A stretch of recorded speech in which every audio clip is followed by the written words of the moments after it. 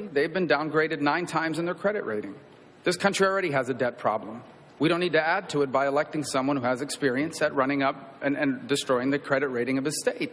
But I would add this. Let's dispel with this fiction that Barack Obama doesn't know what he's doing. He knows exactly what he's doing. He is trying to change this country. He wants America to become more like the rest of the world. We don't want to be like the rest of the world. We want to be the United States of America. And when I'm elected president, this will become, once again, the single greatest nation in the history of the world, not the disaster Barack Obama has imposed upon us. Senator Rubio, thank you. I do want to bring in Governor Bush on this. Hold on because you've made this. Excuse me. If you'd like to respond to the economic... I think he directly mentioned me in my record in there, so I think I get a chance to respond. You see, everybody, I want the people at home to think about this. That's what Washington, D.C. does.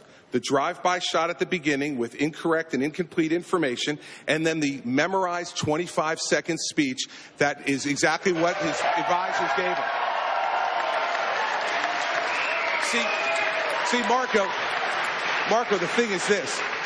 When you're President of the United States, when you're a governor of a state, the memorized 30-second speech where you talk about how great America is at the end of it doesn't solve one problem for one person. They expect you to plow the snow. They expect you to get the schools open. And when the worst natural disaster in your state's history hits you, they expect you to rebuild their state, which is what I've done. None of that stuff happens on the floor of the United States Senate. It's a fine job. I'm glad you ran for it. But it does not prepare you for President of the United States.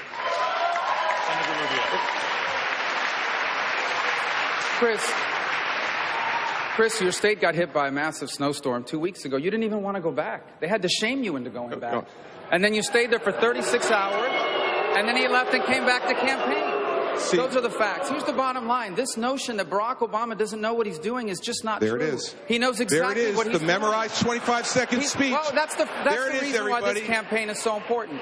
Because I think this notion, I think this is an important point. We have to understand what we're going through here. We are not facing a president that doesn't know what he's doing. He knows what he is doing. That's why he's done the things he's done.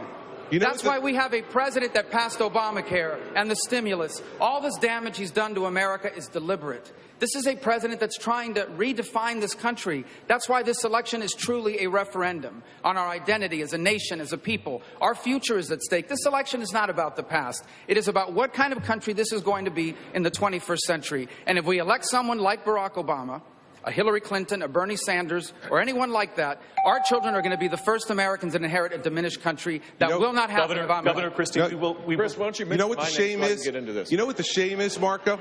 The shame is that you would actually criticize somebody for showing up to work, plowing the streets, getting the trains run back on time, when you've never been responsible for that in your entire life. Okay.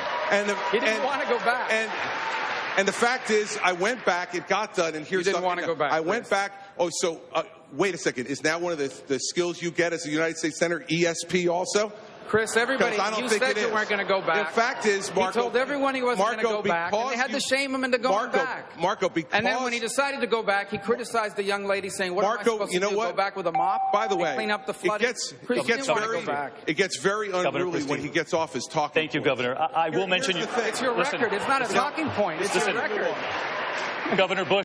But I'm asking, did you fight for the legislation at the time, or did you run from it as your... Well, the legislation passed, but it has no support. In essence, it couldn't pass in the House. It will never pass in the United States until we secure the border, and it's not the way we're going to do it when I'm president. When I am president, we are going to enforce the law first, prove to people that illegal immigration is under control, and then we'll see what the American people are willing to support when it comes to people that are not criminals, who have been in this country for a long time, and who otherwise would like to stay. Governor Christie? Yeah, David, I'd just like you to listen again, everybody. This is the difference between being a governor who actually has to be responsible for problems and not answering a question.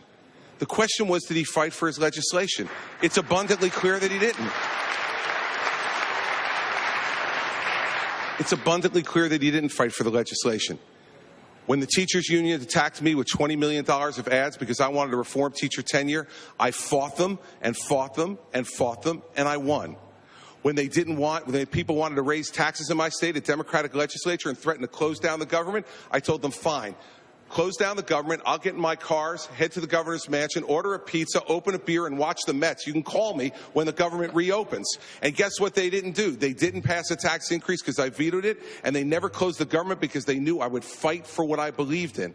The fact of the matter is, a leader must fight for what they believe in, not handicap it and say, well, maybe since I can't win this one, I'll run.